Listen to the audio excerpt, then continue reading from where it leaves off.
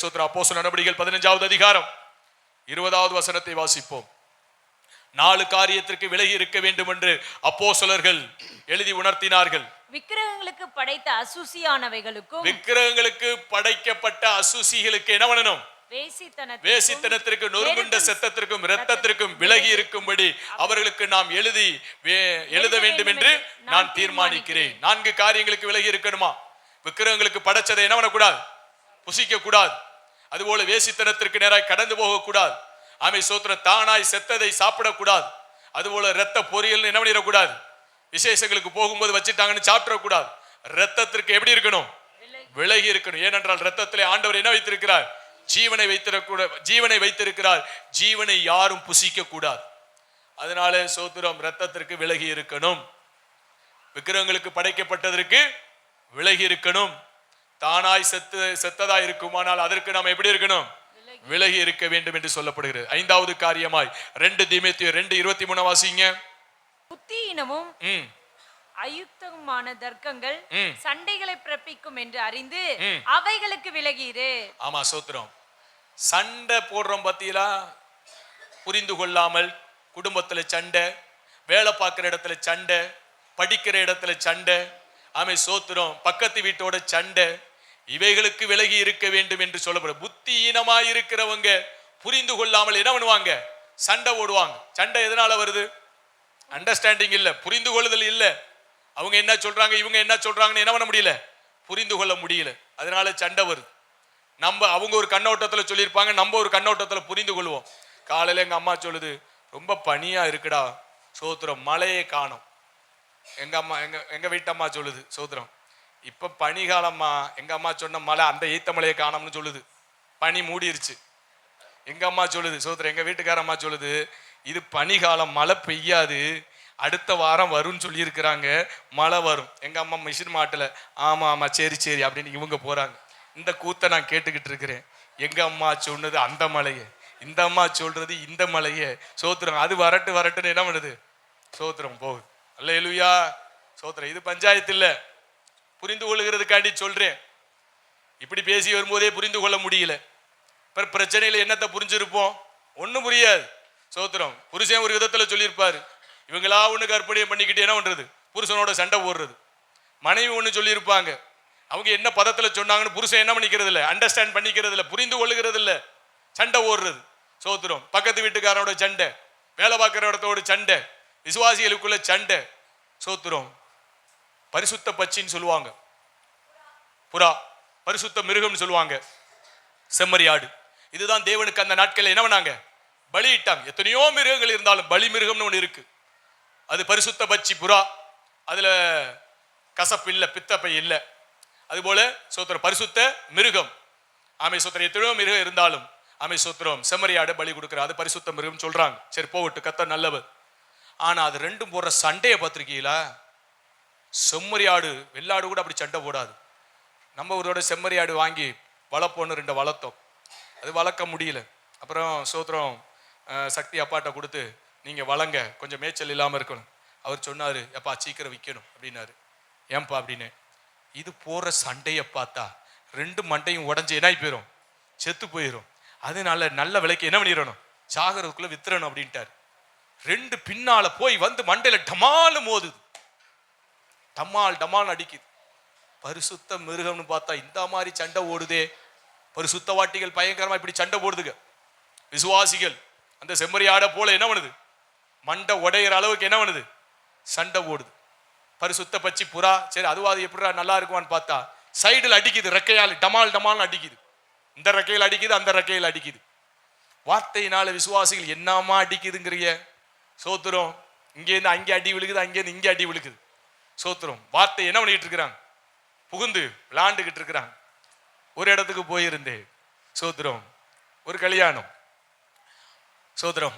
ஊழியக்காரர் அண்ணன் வந்து, சோத்திரம், ஒரு ஊழியக்காரருடைய அண்ணன் வரார். வந்து சோத்திரம் அவர் உருமா குத்துறார். பாருவேன், என் பேரை பத்திரிகையில போடல, ஆனாலும் நான் வந்து நிக்கிறேன். எனக்கு மூத்தவர் ஒருத்தர் இருக்கிறார், அவர் வேற போட்டிருக்கிறார், அவர் வரல. சோத்திரம். ஆகாது என்று தள்ளப்பட்ட கல், வசனம் வருது பாருங்க, அதுதான் மூளைக்கு முதற்கல். உடனே அடுத்து இவர் ஆரம்பிச்சிட்டாரு. சோதரம், ஒரு மனுஷனை பார்த்தா தெரியாதா? ஆவிக்குரியன் எல்லாவற்றையும் நிதானிக்கிறான். அவன் அண்ணனா இருந்தாலும் நிதானிப்பான். அவருடைய ஆவிக்குரிய ஜீவியம் தெரியும், யார் பேர் போடணும் யார் பேர் போடக்கூடாதுன்னு சொல்லி. அல்லேலூயா. விளங்குதா உங்களுக்கு? அவருடைய ஜீவியம் எனக்கு தெரியும். எங்க அண்ணனுடைய ஜீவியம், இவர் பேரை ஏன் போடல எனக்கு தெரியாதா? இவருடைய ஆவிக்குரிய லட்சணம். சோத்திரம். புறாக்கள் நல்லா சண்டை போடுது. அல்லேலூயா. சோத்திரம். நீங்களும் நான் என்ன பண்ணக்கூடாது? சோத்திரம். பரிசுத்த பஜ்ஜியா இருக்கிறதெல்லாம் சரிதான், பரிசுத்த மிருகமா இருக்கிறதெல்லாம் சரிதான். ஆனா சோத்திரம் அண்டர்ஸ்டாண்டிங் இல்லாமல் என்ன பண்ணிடக்கூடாது? சோத்திரம் சண்டை போடக்கூடாது. இவைகளுக்கு விலகி இருங்கள். இவைகளுக்கு எப்படி இருக்கணும்? ஆமா சோத்திரம். புத்தியினத்தினால சண்டை போட்டு என்ன பண்றோம்? சமாதானத்தை கெடுத்து கொண்டு இருக்கிறோம். புரிந்து கொள்வோமானால் ஆமை சோத்திரம் சண்டை போடாமல் இருப்போம். சண்டைகளுக்கு விலகி இருங்கள் என்று சொல்லப்படுகிறது. வாசிங்க அடுத்து சங்கீதம் 34:14. நன்மை செய், சமாதானத்தை தேடி அதை தொடர்ந்து கொள். கர்த்தருக்கு ஸ்தோத்திரம். தீமையை விட்டு விலகணும். தீமையை விட்டு என்ன பண்ணணும்? நன்மையை நாடணும். யாருக்கு எந்த தீமையை என்ன பண்ணக்கூடாது? செய்யக்கூடாது. நாம் யாருக்கு சோறு போடுறீங்களா? மாமனாருக்கு சோறு போடுறீங்களா? சோத்திரம். எந்த உறவுகள் நம்மத்தில கடந்து வந்தாலும் முகம் கோணாமல் என்ன பண்ணிடணும்? அவங்களை பராமரிச்சு அவங்களுக்கு செய்ய வேண்டிய கடமைகளை செஞ்சு என்ன பண்ணிடணும்? அனுப்பிடணும். அதனால யாருக்கு என்ன பண்ண வேண்டாம்? தீமை செய்ய வேண்டாம். தீமையை விட்டு விலகுங்கள் என்று ஆண்டவர் சொல்லுகிறார். நன்மைதான் செய்யணும். நமக்கு தீமையே யாராவது செய்திருந்தாலும் என்ன பண்ணணும்? நன்மை செய்து பழகணும். அது நல்லது. ஆமென் ஸ்தோத்திரம். அதை தான் தேவன் விரும்புகிறார். அதனால தீமையை விட்டு விலகுங்கள். 37:27 வாசிங்க. சங்கீதம் 37:27. தீமையை விட்டு விலகி நன்மை செய். அங்கே அதான் சொல்லப்பட்டிருக்கு. தீமையை விட்டு விலகி என்ன பண்ணணும்? நன்மை செய்யணும். தீமையை விட்டு விலகினா மட்டும் போதாது, நன்மை செய்கிறவர்களாய் காணப்படணும். குடும்பத்துல நன்மை செய்யுங்க, உறவுகளுக்கு நன்மை செய்யுங்க, சமுதாயத்துல நன்மை செய்யுங்க. நம்மளால முடிந்த நன்மை என்ன பண்ணணும்? செய்யணும். ஆனா ஒரு நாள் என்ன பண்ணக்கூடாது? தீமை செய்யக்கூடாது. தீமையை விட்டு என்ன பண்ணுங்க? விலகுங்கள் என்று சொல்லப்பட்டிருக்கு. 6 காரியங்களை பார்த்திருக்கிறோம். 7வதாய் பார்த்து முடிப்போம். அப்போஸ்தலர் நடபடிகள் 2வது அதிகாரம் 40வது வசனத்தை வாசிக்க கேட்போம். இன்னும் அநேக வார்த்தைகளாலும் சாட்சி கூறி மாறுபாடுள்ள இந்த சந்ததியை விட்டு விலகி உங்களை ரட்சித்துக் கொள்ளுங்கள் என்று புத்தி சொன்னார். மாறுபாடான சந்ததியை விட்டு என்ன பண்ணணும்? விலகணும். உலக வழக்கமாய் போயிடக்கூடாது. எல்லாருக்கும் உறவு இருக்கு. அப்பா இருக்கிறாங்க, அம்மா இருக்கிறாங்க, தாத்தா இருக்கிறாங்க, பாட்டி இருக்கிறாங்க, பெரியப்பா இருக்கிறாரு, சித்தப்பா இருக்கிறாரு, சின்னம்மா இருக்கு, பெரியம்மா இருக்கு, அண்ணன் இருக்கு, அக்கா இருக்கு, எல்லா உறவுகளும் இருக்கு. எல்லா உறவுகளும் இருக்கா? எத்தனை பேருக்கு இருக்கு? கையை தூக்குங்க வைப்போம். அல்லேலூயா. இவர்களோடு ஐக்கியப்படக்கூடாது. இவர்களோடு என்ன பண்ணக்கூடாது? ஐக்கியப்படக்கூடாது. ரட்சிக்கப்படாதவங்க யாரா இருந்தாலும் சரிதான். எனக்கு அண்ணன் இருக்கு, அக்கா இருக்கு. எங்க தாத்தா பாட்டி எல்லாம் இறந்து போனாங்க. பெரியம்மா இருக்கிறாங்க, சின்னம்மா இருக்கிறாங்க, சாய் மாமா குடும்பம் இருக்கு, பிள்ளைகள் இருக்கு, உறவுகள் இருக்கு. எவர்களோடு ஒரு உறவும் கிடையாது. எவளோடும். ஏன்னா எல்லாம் உறவு தான். ரட்சிக்கப்படல. ரட்சகர் இயேசுவை என்ன பண்ணல? அறியல. அதனால சோத்திர இவர்களை விட்டு என்ன பண்ணிக்கொள்ளணும்? விலகணும். விலகலைனா எப்படி? ரட்சகரை இந்த பூமிக்குரிய நன்மைக்காய் தேடி வர்றவங்க விலக முடியாது. இந்த பூமிக்குரிய நன்மைக்காக மாத்திரம் ஆண்டவர் இயேசுவை தேடி வருவார்களானால் அவர்கள் இப்படிப்பட்ட காரியங்களை விட்டு என்ன முடியாது? ஒரு நாள் ஒருபோது விலக முடியாது.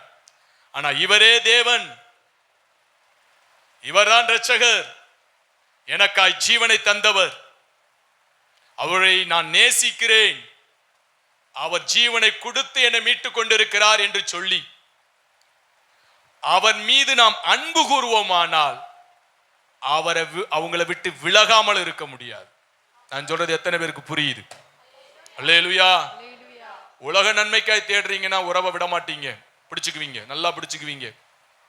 உலகத்துல நன்மை வேணும், சுகம் வேணும், விடுதலை வேணும், பிள்ளைக்கு கல்யாணம், குழந்தை பிறக்கணும், அமைச்சர் வீடு கட்டணும், தொழில் வேணும், வருமானம் வேணும், அமை சாகிற வரைக்கும் இந்த பூமியில வாழ்வதற்கு வேண்டிய எல்லாம் வேணும் வேணும் வேணும் வேணும் சொல்லி இயேசுவை தேடுறவங்க கண்டிப்பாய் ஆமை சோத்திர இந்த மாறுபாடான சந்ததியை விட்டு என்ன முடியாது?